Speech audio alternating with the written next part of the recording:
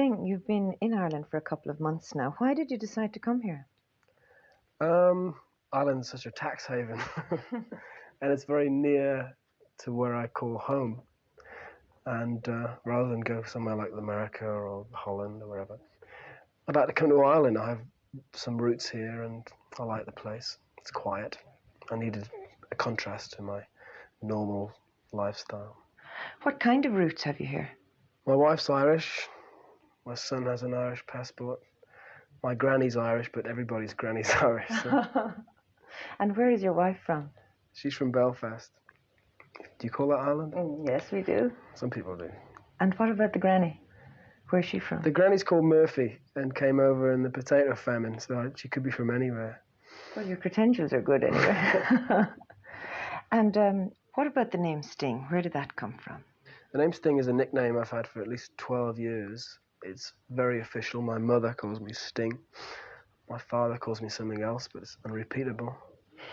I got it when I was about 16. I was playing in bands in Newcastle.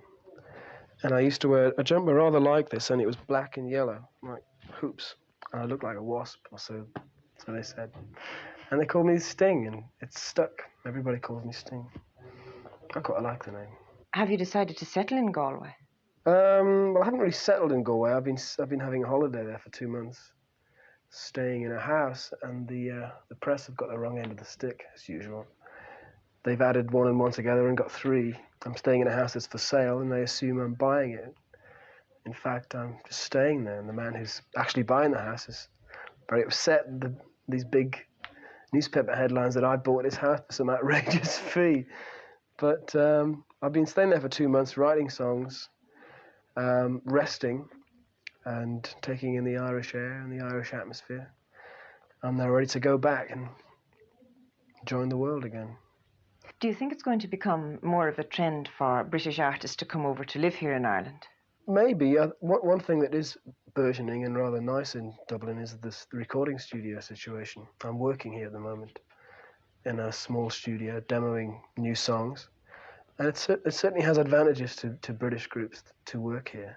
What's the standard of the recording studios like? Excellent, excellent. I was pleasantly surprised by the professionalism, and the sound we've got is amazing in there. We might even do an album here.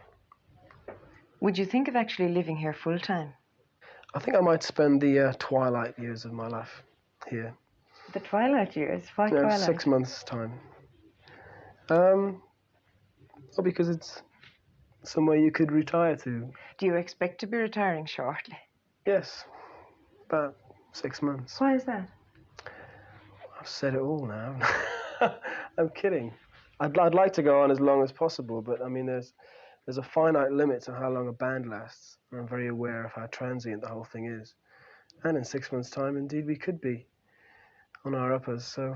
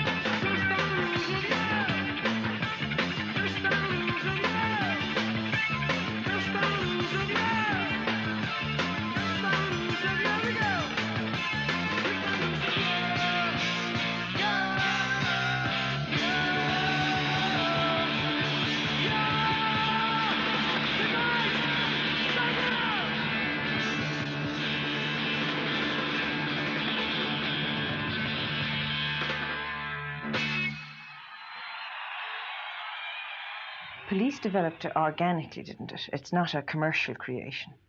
It wasn't commercially created by some entrepreneur in the sky. It was our idea, and we wanted to play music.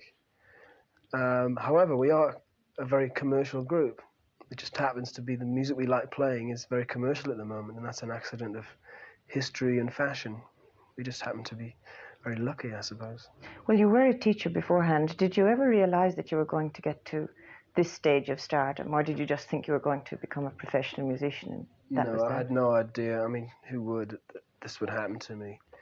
It's rather like winning the pools. You fill the pools in, but you never expect to win, really.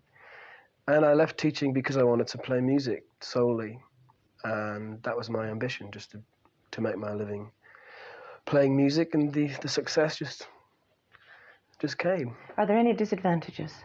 There are many disadvantages, but they're all outweighed by the advantages.